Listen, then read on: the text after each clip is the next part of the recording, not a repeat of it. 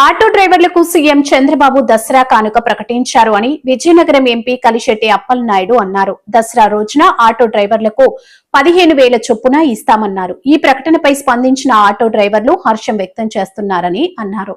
ఈరోజు రాష్ట్రంలో ఏదైనా పెట్టుబడులు పెడితే వాళ్ళ బెదిరింపులు, లేదు అంటే ఏదైనా మంచి పరిపాలన చేస్తే మంచి వ్యక్తులు వస్తే వాళ్ళ బెదిరింపులు, మేము రేపు అధికారంలోకి వస్తున్నాం మీ అంత చూస్తామని అంటే బెదిరింపించే ధోరణి తప్ప ఇప్పుడు కూడా ప్రభుత్వాన్ని సహకరించే పరిస్థితి లేదు. నీకు అలాంటి పరిస్థితి రావాలనుకున్నప్పుడు అసలు నీకు బెదిరింపే అవకాశం మీకు రాదు, అధికారంలో రాదు. ఈరోజు ప్రత్యేక హోదా కోసం కేంద్రాన్ని మెడలు ఉంచి నేను తెస్తామని 5 సంవత్సరాలు మోసగించావు ప్రజల్ని. అదే ప్రజలు నేను మోసపోయామని తెలుసుకొని ఈరోజు ప్రత్యేక ప్రతిపక్ష హోదా కూడా ఇవ్వకుండా వారు ఈరోజు చేశారంటే కేవలం నీ మోసాలు గమనించారు. ఆ మోసాలు వినే ప్రజలు ఇప్పుడు లేరు. ఖచ్చితంగా వాళ్ళందరూ కూడా చంద్రబాబు నాయుడు గారి నాయకత్వంలో మరొక 20 సంవత్సరాలు ఎన్డీఏ కూటమి రాష్ట్రంలో వస్తుందని పవన్ కళ్యాణ్ గారు కానీ చంద్రబాబు నాయుడు గారు కానీ బీజేపీ నాయకత్వం కానీ చెప్తుంటే అది చూసి ఓరవలేక భయాందోళనకు గురై ఒక సైకోలో తయారయ్యి నువ్వు మాట్లాడుతున్న తీరు చూస్తున్నావు. రాక్షసుడు పరిపాలన చూసాం 5 సంవత్సరాలు. ఇప్పుడు కూడా ఒక మాజీ ముఖ్యమంత్రిగా పనిచేసే ఒక బాధ్యత గల వ్యక్తిగా నువ్వు మాట్లాడే పరిస్థితి కూడా చూడలే. అందుకే ఈరోజు నారా లోకేష్ గారిని ఒకసారి చూడు, చంద్రబాబు నాయుడు గారిని చూడు, ఒక పవన్ కళ్యాణ్ చూడు, ఒక బీజేపీ నాయకత్వాన్ని చూడు, ఎంత బాధ్యతతో ఉన్నారు. నేను నేపాల్లో తెలుగు వాళ్ళు ఉండిపోతే మాకు బహిరంగ సభ, ఒక ప్రతిష్టాత్మక బహిరంగ సభ పెట్టుకుంటే ఆ బహిరంగ సభ కూడా లోకేష్ గారిని రాకుండా చంద్రబాబు నాయుడు గారు ఇక్కడే ఉండి నీ బాధ్యత నెరవేర్చి తెలుగు వాళ్ళని తీసుకురమ్మంటే ఈరోజు స్పెషల్ ఫ్లైట్ బుక్ చేసి తెలుగు వాళ్ళు తీసుకొచ్చే పరిస్థితి. అది బాధ్యత గల నాయకత్వం అంటే. కనీసం 5 సంవత్సరాలు ముఖ్యమంత్రి పనిచేస్తావు, కనీసం అవగాహన లేదు, ప్రజలు తప్పుదోవ పట్టిస్తానని బాధ లేదు, కనీసం ప్రజలకి మంచి చేయాలని ఆలోచన లేదు. సరే 5 సంవత్సరాల్లో నువ్వు వెలగా చేయలేవు, దోపిడీ చేసావు, అన్యాయం చేసావు, ప్రజలను మోసగించావు, ప్రజలను దోపిడీ చేసుకున్న ఆస్తుల్ని పక్కన పెడితే కనీసం నువ్వు ప్రతిపక్ష పాత్ర ప్రజలు ఇవ్వకున్నా సరే నువ్వు ఒక బాధ్యత గల ముఖ్యమంత్రికి పనిచేస్తావు, ఒక పార్టీకి అధ్యక్షుడిగా ఉన్నావు. ఒక రకమైన ఆలోచనతో నువ్వు వెళ్ళకుండా ఈరోజు ప్రజలను ఇబ్బంది కలిగించే, పక్కదో పట్టించే వ్యవహారాలు చేస్తున్నావు. నువ్వు ఏం మాట్లాడుతున్నావు? చంద్రబాబు నాయుడు గారు, పవన్ కళ్యాణ్ నూతులో పడాలా? నువ్వు చేసే దోపిడీలు, అన్యాయాలు, మోసాలకి నువ్వు ఎన్ని నూతుల్లో పడాలి, ఎన్ని గోతుల్లో పడాలి, ఎన్ని నదుల్లో పడాలి గుర్తుపెట్టుకోవాలి.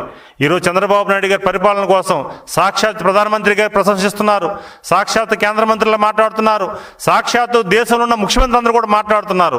అలాంటి అభివృద్ధి జరగాలి, అలాంటి విజనరీ ఉండాలి. నిన్నగాక మొన్న తిరుమలలో వచ్చిన అక్కడ మల్లారెడ్డి, అక్కడ ఎమ్మెల్యే గారు కూడా చెప్పారు ఒక మాట, ఆంధ్రప్రదేశ్లో అభివృద్ధి జరుగుతుంది, ఖచ్చితంగా చంద్రబాబు నాయుడు గారు విజనరీ నాయకుడు అని. ఒక మల్లారెడ్డి కాదు, యావత్తు దేశంలో ఉన్న ప్రతి ఒక్క నాయకత్వం కూడా చెప్తున్నారు.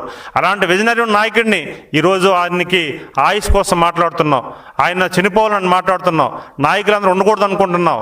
ఇది దయచేసి ఒకటే గుర్తుపెట్టుకోవాలి ప్రజానీకం, ఇలాంటి నాయకుడికి మీరు బుద్ధి చెప్పారు. భవిష్యత్తులో కూడా ఏ పరిస్థితుల్లో కూడా ఇలాంటి నాయకుడికి కనీసం వస్తున్నారు చూడకుండా మీరు ఉండవలసిన అవసరం ఉంది. పులివెందుల ప్రజలకు దండం పెట్టాలి, ఒంటిమెట్ట ప్రజలకి ఈరోజు తగి బుద్ధి చెప్పారు. జగన్మోహన్ రెడ్డి జ్ఞానోదయం కలిగించే విధంగా చెప్పారు. ఆ జ్ఞానోదయం కూడా రేపు ఎన్నికల్లో కూడా వస్తుంది. మా నాయకుడు చెప్పాడు, నిన్ననే చెప్పాడు, రేపు ఏ సమస్యలు వచ్చినా సరే అసెంబ్లీకి రా, చర్చించు, కనీసం ఆ పులివెందుల ప్రజకైనా న్యాయం చేయు, ప్రజా సమస్యల మీద మాట్లాడే నీకు రావాలి అవకాశం ఉంటే రేపు అసెంబ్లీకి రమ్మని చెప్పావు. అసెంబ్లీకి రావు, నీ ఆఫీసులో ఉండవు. సో అన్ని ఆఫీసులో క్లోజ్ చేసి నువ్వు సోషల్ మీడియా, ఫేక్ మీడియా సృష్టించి ఈ ప్రజల్ని, పార్టీని, ఈరోజు ప్రభుత్వాన్ని చెడ్డపేరు తెచ్చే విధంగా, ప్రజల దగ్గరికి మోసం చేసే విధంగా నువ్వు సోషల్ మీడియాలో పెట్టి హల్చల్ చేస్తున్నావు. నేను ప్రెస్ మీట్ ఒక గంటన్నర నువ్వు మాట్లాడిన తీరు చూస్తే ఈరోజు నీ ఏ స్థాయికి నీ పిచ్చితనం వెళ్ళిందో, నీ అమాయకత్వం వెళ్ళిందో, లేకపోతే నీ మోసపూరితమైన ధోరణి ఏ విధంగా ఉందో ప్రత్యక్షంగా ప్రజలు చూశారు. ఈరోజు ప్రజలు జవాబుదారీగా పనిచేస్తున్నాం. ప్రతి ఒక్కరు కూడా ముఖ్యమంత్రి నుంచి ఈరోజు గ్రామీణ ప్రాంతంలో ఉన్న ఎన్డీఏ కూటమి కార్యకర్తలందరూ కూడా ఆ దిశగా పనిచేస్తున్నారు. ఎందుకంటే ప్రజలు ఏదైతే మాకు అధికారం ఇచ్చారో అది బాధ్యతగా తీసుకొని మీ పనిచేస్తుంటే ఈరోజు తప్పుడు వార్తలు, తప్పుడు న్యూస్లు పెట్టి, పేకు మాటలు మాట్లాడి, పేకు విషయాలు కూడా చెప్పి ఈరోజు ప్రజలు తప్పుదో పట్టించే విషయం తీసుకెళ్తున్నాం. జగన్మోహన్ రెడ్డి ఖచ్చితంగా ఇది మూల్యం చెల్లించుకోవాల్సిన అవసరం ఉందని మనస్ఫూర్తిగా తెలియజేసుకుంటూ, ఎప్పటికైనా జ్ఞానోదయం కలిగించి ఆత్మ పరిశీలన తెలుసుకొని ఖచ్చితంగా ప్రజలకి ఏది మేలు జరుగుతుందో అది కనీసం కనీసం నువ్వు మాట్లాడకుండా ఉండడం మంచిదనేది ఈ సందర్భంగా తెలియజేసుకుంటున్నాం. ప్రతి విషయంలో కూడా ప్రతి విషయాన్ని చూస్తున్నాం. గతం నుంచి మీరు గల్లీ నుంచి ఇక్కడ వరకు కూడా ఒకే ధోరణితో మాట్లాడుతున్నారు. ఆ ధోరణి మంచిది కాదని తెలియజేసుకుంటూ ఈరోజు గౌరవ ముఖ్యమంత్రిగా చేస్తున్న సంక్షేమ పథకాలు ప్రజలందరూ కూడా ఆమోద ముద్ర వేసి జైజేలు కొట్టారు. నిన్న సభ ఒకటే ఒక నిదర్శనమని ఈ సందర్భంగా తెలియజేసుకుంటూ థ్యాంక్ యూ ఆల్. జై హింద్.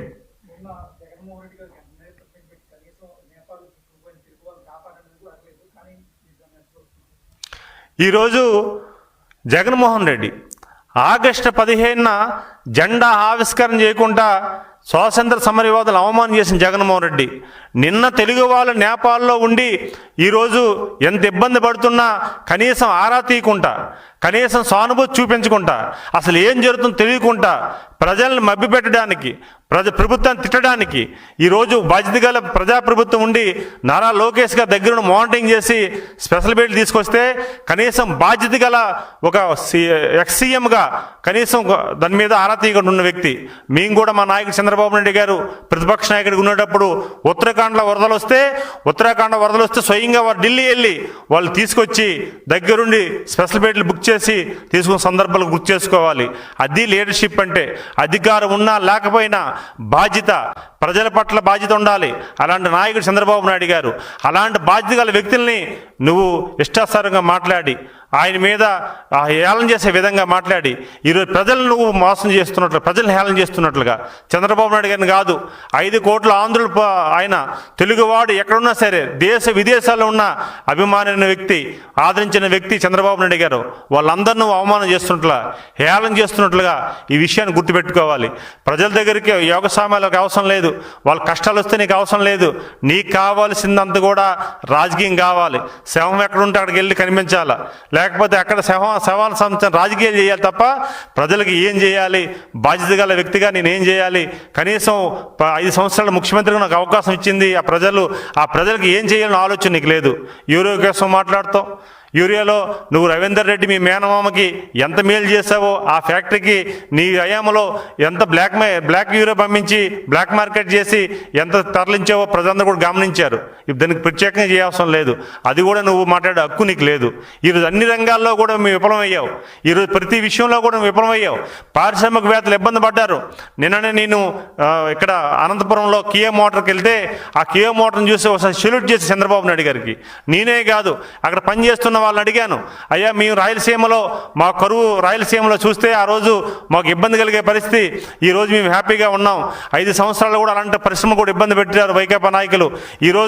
ఈరోజు తెలుగుదేశం ప్రభుత్వం, ఎన్డీఏ కూటమి, జనసేన కానీ బీజేపీ అందరూ కూడా మాకు వచ్చి మద్దతు ఇస్తున్నారని చెప్పి వాళ్ళు చెప్తుంటే మాకు ఆనందం కలిగింది. అలాంటి పరిశ్రమ తీసుకొచ్చిన నాయకుడిని, పరిశ్రమల కోసం పెట్టుబడిదారులు